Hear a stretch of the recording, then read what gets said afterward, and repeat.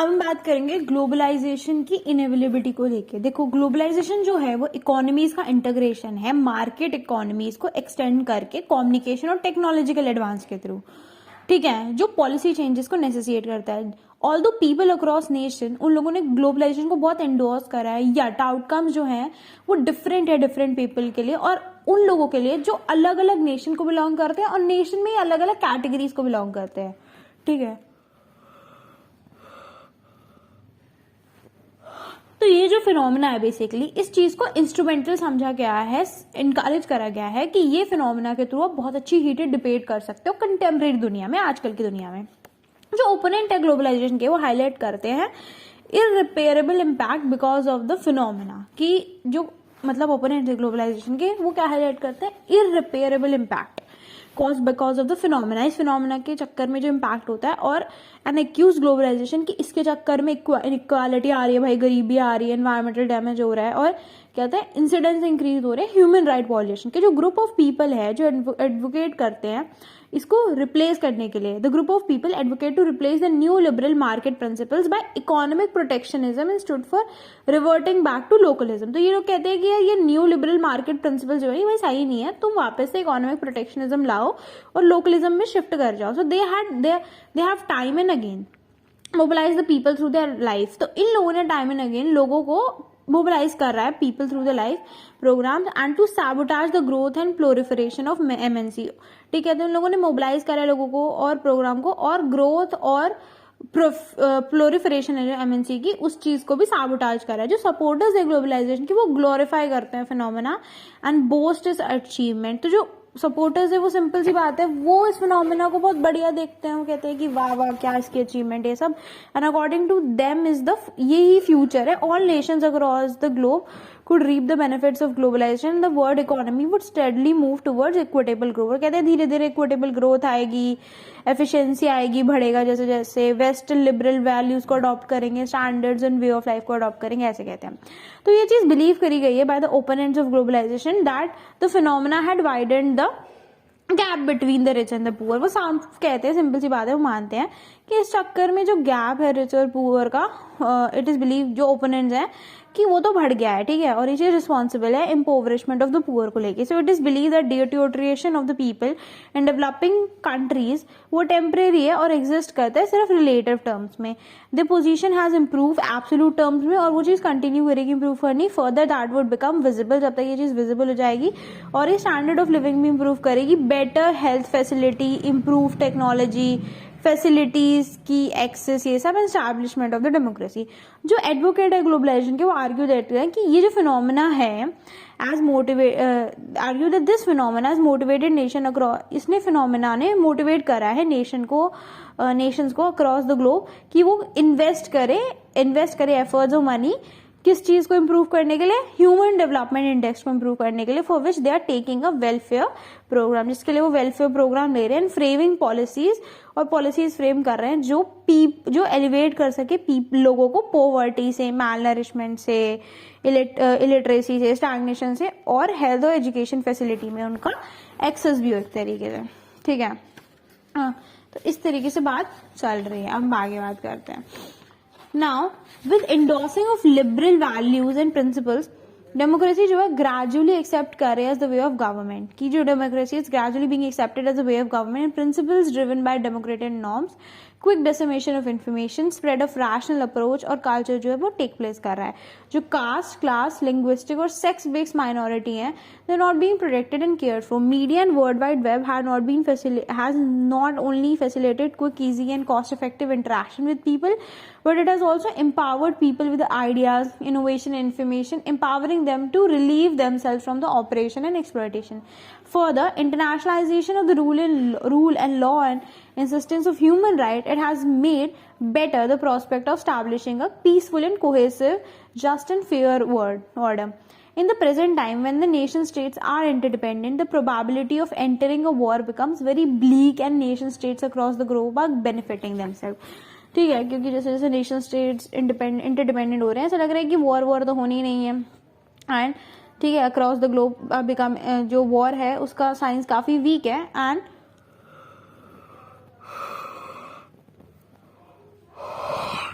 and nation state across the globe are benefiting themselves with never ending exchange of ideas through various means, including the popular culture that is instilling the values of tolerance, acceptance and accommodation among people of society with background other than their native one.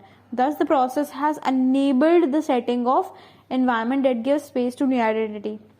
इस चक्कर में जो process है उसने enable करा है किस चीज की सेटिंग, किस चीज की सेटिंग को अनेबल करा, सेटिंग ऑफ द एनवायरनमेंट, जिन्होंने नई आइडेंटिटी को स्पेस दिया and give them freedom grow and flourish, और ग्रो करने की, फ्लरिश करने की फ्रीडम भी दी है. There has been various theories of various authors economist regarding the inevitability of globalisation. Some critic the process of globalisation whereas the others are proponents of globalisation. तो बहुत सारी थ्योरीज हैं, बहुत सारे ऑथर्स की, इकोनॉमिस्ट जो है रिगार्ड करते हैं इनएविलेबिलिटी ऑफ ग्लोबलाइजेशन. कुछ जो क्रिटिक है, some critic the process of globalisation whereas the others are proponents of globalisation. कुछ क्रिटिक करते हैं ग्लोबलाइजेशन के प्रोसेस को, कुछ जो है वो ग्लोबलाइजेशन के प्रोपोनेंट्स हैं.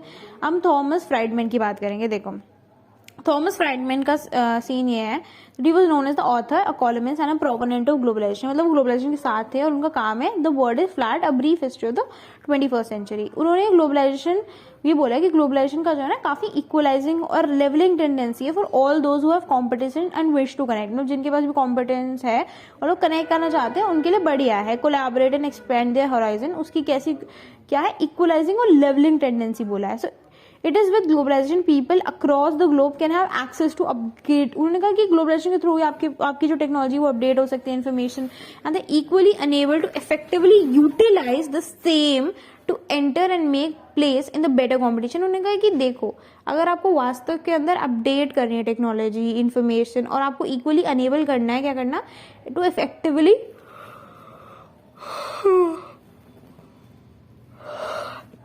they are equally enabled to effectively utilize the same to enter and make place in the global competition. तो ग्लोबलाइजेशन बढ़िया है. He is of the opinion that the present phase of globalization is the globalization of individual.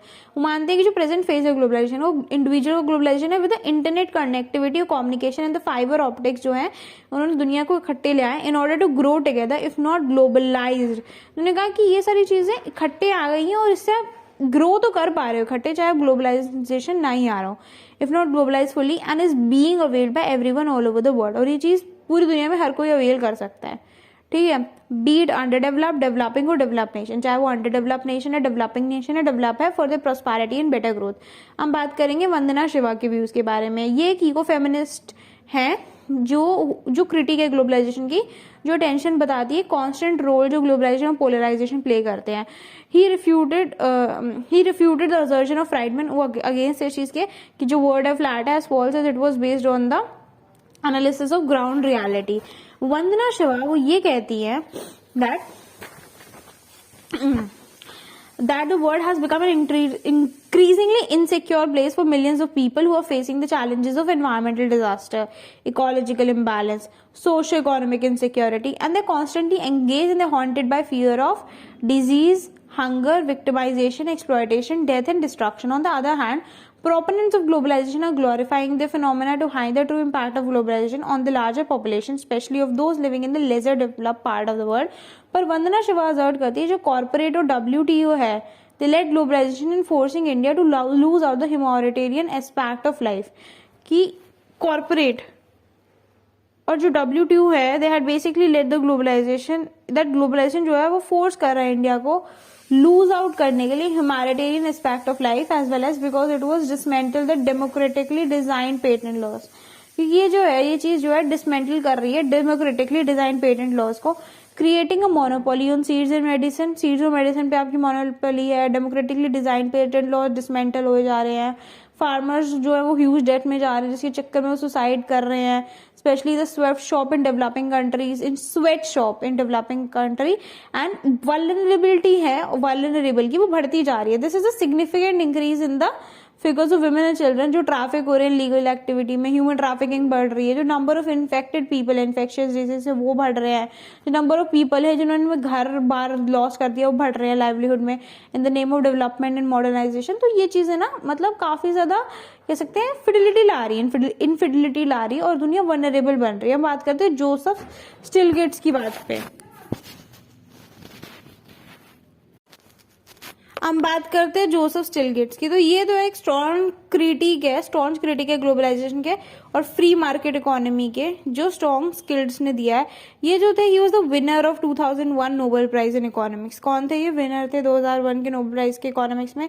And he condemned Friedman idea of flat world, ठीक है। और ये लोग जो थे, ये अगेंस्ट थे Friedman idea of flat world के। ये कहते हैं ग्लोबलाइजेशन एक मिसमैनेज फिनोमेना है जो ऑब्जेक्टिव्स जो है डेवलप कंट्रीज के सर्व करता है। थर्ड वर्ल्ड नेशन के लोग हैं वो बुरी तरीके से हिट है, and they made worse due to the globalisation. Due to globalisation inequality जो है वो बढ़ती जा रही है। जो इंट्रोडक्शन है न्यू टेक्नोलॉजी और एफडीआई का इन द डेवलपिंग कंट्रीज, वो मतलब बुरा होते जा रहा है एक तरीके से। In the work globalisation and its discontent, he stated globalisation जो है एक रियलिटी है and it's integrating the economies of the world, but all the people of all the nation are not equally being benefited because of the process. All people are not able to plug in and play. The people from the lesser developed parts are unable to keep in pace with the affluent nations. The policies framed by the global governance institution are biased, and they are not in favor of those who have monopoly power and control decision. जो policies हैं जो frame हो रखी है global governance से, वो bias है, and they are in favour of those who have monopoly power and control decision. This result in impoverishing for poor. इसके चक्कर में गरीब जो है और गरीब होता है, but also ignoring the concern for saving the planet. इसके चक्कर में जो कंसर्न है प्लानट को सेव करने का, वो भी बढ़ता जा रहा है।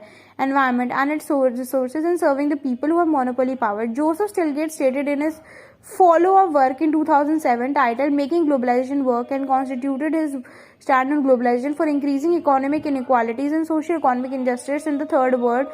But he was also optimistic about the thought that redefined globalization can be beneficial for the disadvantaged. उन्होंने कहा कि globalization लेकिन बेनिफिटफुल भी हो सकता है डिसएडवांटेज के लिए। He was very optimistic. He mention open democratic process can limit the monopoly की जो ओपन डेमोक्रेटिक प्रोसेस है उससे मोनोपोली लिमिट कर सकते हैं। The power of special interest group, it can help in bringing back the ethics back in the business, and even the corporate governance can recognise the rights not only for the shareholders but of others who are troubled by the actions of corporation.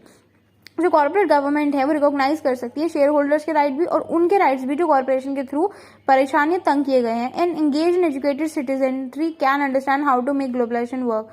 एक engage और educated citizenry जो है वो ये देखती है कि globalisation काम कैसे करे और एटलीस्ट वर्क बेटर, या फिर जैसा काम करती है उससे अच्छा काम कैसे करे। And can demand that the political leaders shape globalisation accordingly, और कह सकती है कि पॉलिटिकल लीडर जो है वो ग्लोबलाइजेशन को अकॉर्डिंगली अच्छे से कैसे शेप करते हैं। हम बात करते हैं जगदीश भगवत के व्यूज के बारे में। देखो, जो जगदीश भगवती वो एक फॉर्मर स्पेशल एडवाइजर है यूएन की on globalisation, and his most known work in defence of globalisation has given a balanced view on globalisation, and his views fall in between those given by Thomas Friedman and Joseph Stiglitz. तो जगदीश भगवती जो है farmer special adviser है UN की globalisation को लेके। उनका काम है इन डिफेंस ऑफ ग्लोबलाइजेशन में उन्होंने बहुत ही बैलेंस व्यू दिया ग्लोबलाइजेशन का, उसके व्यूज के बारे में, उसकी फॉल के बारे में भी बताया, and his between Thomas Friedman and Joseph Stiglitz. वो कहते हैं कि कंटेम्प्रेरी फेज जो है ग्लोबलाइजेशन का वो टेक्नोलॉजिकल एडवांस से ड्रॉ है, but without the affirmative policy the state जो फिनोमेना है वो पॉजिटिव रिजल्ट नहीं ला सकता। वो ये भी कहते हैं that the movement has downside as well, but they are being exaggerated. उसमें गलतियां भी है, कमियां भी है, पर वो चीज को बढ़ा चढ़ा के बता रही है आजकल दुनिया। He observed that many of the views pointing are at the core anti capitalist, anti corporate and anti American. तो ये जो कह रहे हैं जो भी ये व्यूज है ना वो सारे के सारे anti corporate, anti capitalist, anti American है, and this drives most of the anti global rhetoric in the western world. और एक तरीके से एंटी ग्लोबल रिटोरिक दिखा रहा है वेस्टर्न वर्ल्ड में। He believe that Stiglitz critic was less about globalisation and more about international monetary fund and its policy. वो कह रहे हैं कि जो स्टिलगेट का क्रिटिक है वो ज्यादातर कम बताता है ग्लोबलाइजेशन के बारे में, लेकिन वो इंटरनेशनल मॉनेटरी फंड और उसकी पॉलिसीज के बारे में ज्यादा अगेंस्ट है। तो कह रहे हैं ये तुम तो कुछ ज्यादा ही एंटी अमेरिकन होते चले जा रहे हो, तो वो उसके अगेंस्ट है। Offering solution to the problem arising due to discontent of globalization, वो कहते हैं he suggests that implementing fair, accountable, transparent, democratic international governance and appropriate policy should be needful. Despite being an economist who support laissez-faire capitalist system, he was equally committed towards social justice and was a staunch critic of large companies that erect barriers to protect their dominance. He believed that NGO can continue to play a vigilant role in the regard and act as watchdog and protectors people. The effects of globalization of poverty in the developing world, child labor, women rights, nation culture, working culture can be addressed through policies by effective policies of global governance। ठीक है, अब हम आगे बात करते हैं। आगे हम बात करेंगे अमृता सेन के व्यूज के बारे में। अब बेसिकली जो अमृता सेन है वो एक इकोनॉमिस्ट अवार्डी हैं जिनको नोबेल प्राइज मिला है। दैट सेड दैट ग्लोबलाइजेशन जो है वो एनरिच कर रहा है वर्ल्ड को साइंटिफिकली और कल्चरली, जो बहुत सारे लोगों को इकोनॉमिकली अच्छा कराने में मदद करता है। ही स्टेट के इशू जो है ग्लोबलाइजेशन का और प्रोटेस्ट का वर्ल्ड वाइज जो है वो इस फिनोमिना के अगेंस्ट है कि against this phenomena states that globalisation can neither be rejected outright और एक्सेप्टेड विद सीरियस क्रिटिसिज्म। देखो वो कहता है कि देखो ग्लोबलाइजेशन ना तो तुम पूरी तरीके से रिजेक्ट कर सकते हो और ना ही तुम उस चीज को एक्सेप्ट कर सकते हो बिना कोई सीरियस क्रिटिसिज्म के साथ में। ऑल्सो ग्लोबलाइजेशन जो है वो एक इवोल्यूशनरी और हिस्टोरिकल प्रोसेस है जिसने अनफोल्ड करा है बहुत सारी अपॉर्चुनिटीज पास्ट में और प्रेजेंट में भी करता रहेगा। अपने आर्टिकल में कि किस तरीके से ग्लोबलाइजेशन को जज करें वो बताते हैं that globalisation is not global westernisation, कि ग्लोबलाइजेशन जो है वो कोई ग्लोबल वेस्टर्नाइजेशन नहीं है। It is not a new phenomena और क्रिएशन ऑफ द वेस्ट, और ना ही ये कोई नई चीज जो नई बना के रख दी है या फिर क्यों वेस्ट ने बना के रख दिया, ऐसा भी कुछ नहीं है।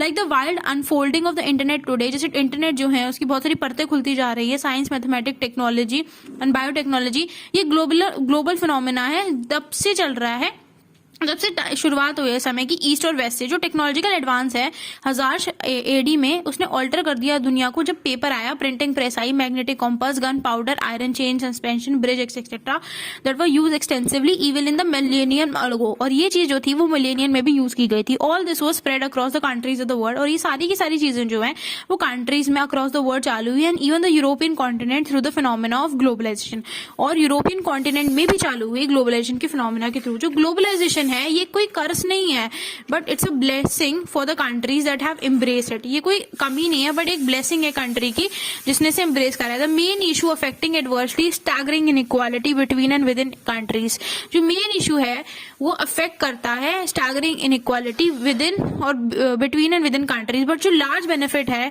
ग्लोबलाइजेशन का वो एक इंपेरेटिव ऑफर करता है डेट एक फेयरनेस होने की जरूरत है पोटेंशियल और पॉसिबल बेनिफिट उसके ऑफर करने के लिए। जो मेन कंटेंशन है ग्लोबलाइजेशन का वो ये है कि there is inequity in the institutional arrangement of the globalise scenario, की इनइक्विटी है मतलब इक्वालिटी नहीं है। तो जो बेनिफिट है ग्लोबलाइजेशन का वो ऑफर करे हो the benefit, so the benefit that globalization offer is shared unequally and poor do not get a fair share in opportunity। जो बेनिफिट है ग्लोबलाइजेशन का वो ऑफर करता है शेयर्ड अनइक्वली, मतलब उसका बेनिफिट सबको अनइक्वली मिलता है और पुअर जो है उसे फेयर चांस नहीं मिलता अपॉर्चुनिटी और शेयर का।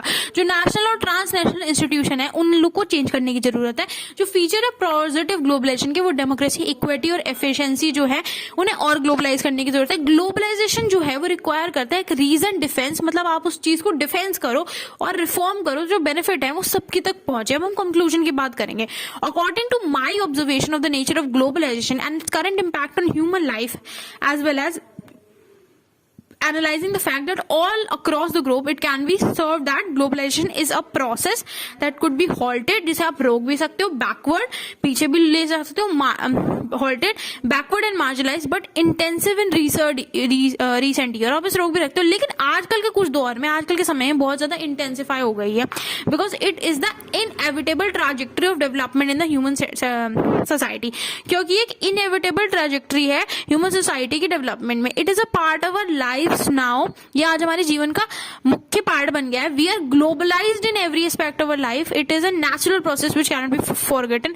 हम अपने जीवन की हर तरीके से ग्लोबलाइज हो चुके हैं और ये कैसी चीज है जो फॉरगेट कर ही नहीं सकते। जो इशू है क्लाइमेट चेंज का, डिजीज का, फॉर एग्जाम्पल कोविड-19 जो रीजन चैलेंज है मैनकाइंड का, वो दिखाता है कि हर चीज किस तरीके से विश्व स्तर पर फैलती जा रही है। ये एक एग्जाम्पल है ग्लोबलाइज्ड वर्ल्ड इकोनॉमी को विश्व स्तर में, जो भी विश्व की इकोनॉमीज है, ठीक है, उसको दिखाने का एक जरिया है। हम रूल नहीं कर सकते out of the possibility of being independent with other Nations for any other Nations welfare betterment. हम रूल ही नहीं कर सकते कि हम दूसरे नेशन पे से इंटरडिपेंडेंट हो जाएंगे, मतलब हम अपने ऊपर सब कुछ होंगे।